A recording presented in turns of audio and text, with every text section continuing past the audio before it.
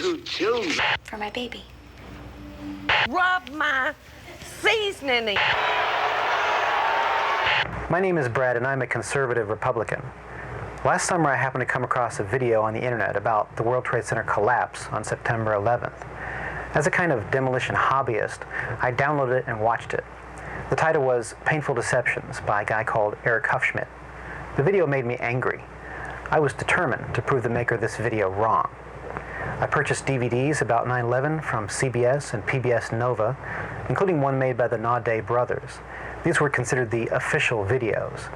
And after watching them carefully and researching thousands of websites and archives on the internet, literally not sleeping for an entire week, I realized that the official story, not Eric Hufschmidt's Painful Deceptions, was unprovable, unsubstantiated, absolutely wrong. What you're about to see is information you should already know. Our news reporters, government, and media should have made all this material available to every one of us. Ask yourself why you've never seen it on TV. This is as close as we can get to the base of the World Trade Center. You can see the firemen assembled here, the police officers as we got here.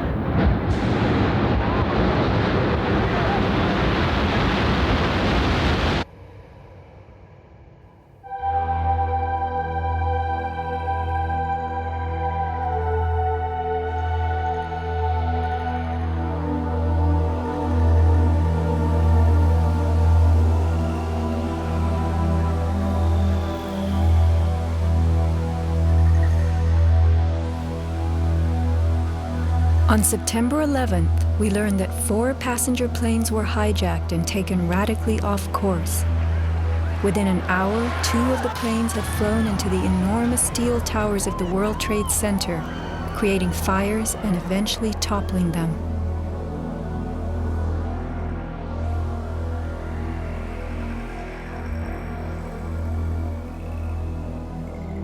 Dazed by the news, the American public soon believed the fires in the towers had burned so hot they caused the steel frames of the buildings to give way.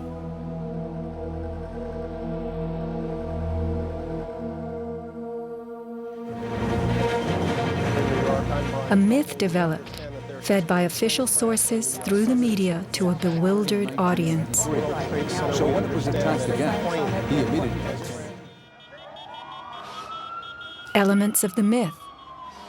The impact of the airplanes, gallons of burning jet fuel, steel melting, the buildings failing and suddenly imploding. In a mere 10 seconds, 110 stories hurtled earthward, pulverizing into dust. We ran through the building, it went into the... Right from the start, on the street itself, the official story was born. Come out of nowhere and just scream right into the side of the Twin Tower, exploding through the other side.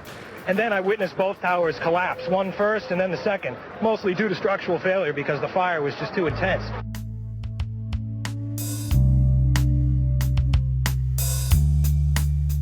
The myth bled into the FEMA report and was echoed by the experts. It was the combination of the impact load doing great damage to the building, followed by the fire that caused collapse. John Skilling and Les Robertson were the structural engineers who designed the streamlined steel frames of the Twin Towers in the 1960s. Because a wayward Army bomber flew into the Empire State Building in 1945, the towers were built with skyscraper crashes in mind. The airplane we were envisioning was the largest airplane of its time, flying slowly and low, lost in the fog. We designed the buildings to take the impact of the Boeing 707 hitting the building at any location. But the aircraft that hit the towers was a Boeing 767, heavier than a 707, fueled for a transcontinental flight and traveling fast. 707s and 767s are comparable. The maximum takeoff weight of a fully loaded 707 is almost 334,000 pounds. As airplanes only carry the fuel load they need, the smaller Model 767s that struck the towers were not, in actuality, maximally fueled or close to their maximum takeoff weight. As for the heat of the fires, listen to the radio communications of these New York City firemen. We got tanks. I saw the pockets of fire. We should be able to knock it down with 2 lines. Where you go, that 78th floor. We got tanks. I saw the pockets of fire. We got tanks. Isolated pockets of fire. 2 water lines to knock them down. FEMA's executive summary relays that much of the fuel in the planes, jet-grade kerosene, was consumed by the initial fireballs and the following few minutes of fire. It then tells us that the burning jet fuel spread between floors and ignited the building's contents, causing more fire and generating heat. This was somehow enough to bring down the tower's 47-column steel core, 236 exterior columns, and thousands of steel trusses all at the same time. Watch the tower smoking in the aftermath of the plane strikes. If you have ever tried to light a wood fire, you will know that smoking logs tell you the fire is not burning successfully. Smoke is the sign of an oxygen-starved fire. The Twin Towers stood for over an hour, smoldering but not flaming. During that time, thousands of people were evacuated by way of the stairwells. Others, trapped by debris, stood in the smoke-filled windows and signaled for help. In fact, the towers did what they were built to do. The building was designed to have a fully loaded 707 crash into it. That was the largest plane at the time. I believe that the building probably could sustain multiple impacts of jetliners because this structure is like the mosquito netting on your screen door, this intense grid, and the jet plane is just a pencil puncturing that screen netting. It really does nothing to the screen netting. The towers were built to withstand 140-mile-an-hour gusts produced by winter storms. Anyone in them on a windy day could feel them swaying. The single impact of a jetliner was no more of a blow than the continued battering of a hurricane. I was just putting my stuff away, and all of a sudden we heard a loud crash, and the building started shaking, kind of moving like a wave. New Yorkers were stunned 1 hour later when the first tower fell. To the best of my knowledge, the considerations of the fuel in the airplane in terms of an explosion or a great fire was not considered. Now, we were not responsible for that aspect of the design. Imagine building expressly for airplane impact, but never thinking of the fuel.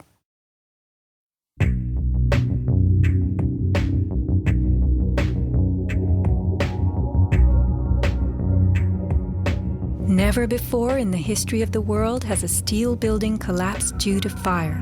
I have not seen, until recently, a protected steel structure that has collapsed in a fire.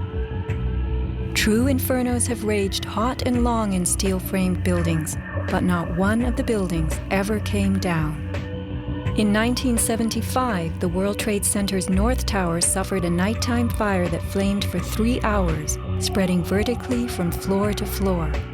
It burned twice as long as the fires of 9/11 without even a hint of a building collapse.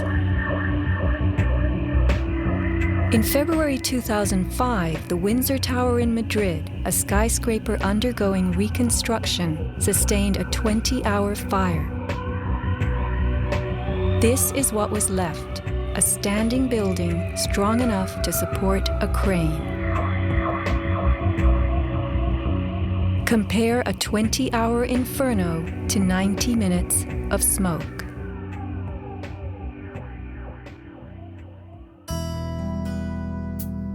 Why are buildings made of steel? Strong, light, and flexible steel frames offer many advantages over wood and concrete, especially where skyscrapers are concerned. Steel makes big buildings relatively light, with tremendous load-bearing capacity. The upper floors won't crush the floors beneath them, and steel holds up better to weather and fire. Most skyscrapers are built on steel or concrete frames, which is a grid of columns and beams that goes all the way through the building. The World Trade Center was different. It was what engineers call a tube structure. It was a very, very strong mesh of steel that surrounded the exterior. Inside, there was the core, a rectangle of 47 columns made of 4-inch thick steel at the base, thinning with increasing height. The cores combined might with ingenuity, anchoring the towers and allowing them to flex. Look at the size of this steel. Solid, prefabricated floor assemblies, welded metal floor pans placed on top of trusses both welded and bolted to the vertical frames.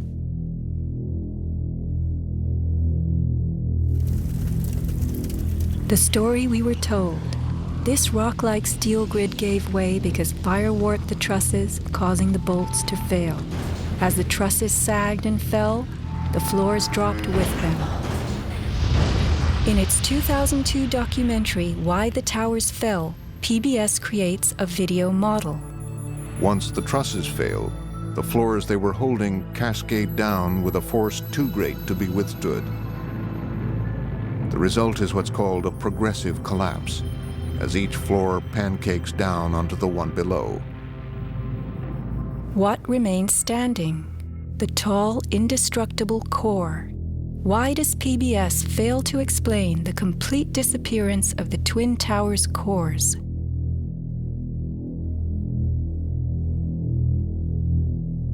The official story's central thesis is based on heat, temperatures high enough to weaken steel. But people in the towers did not report such heat.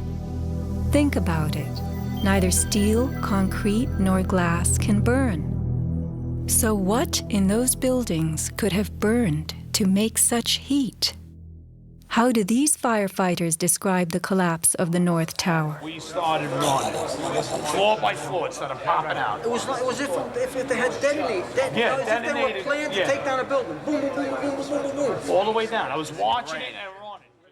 And others give similar descriptions. At 10:30, I tried to leave the building, but as soon as I got outside, I heard a second explosion and another rumble and more smoke and more dust. And then a fire marshal came in and said we had to leave because if there was a third explosion, this building might not last.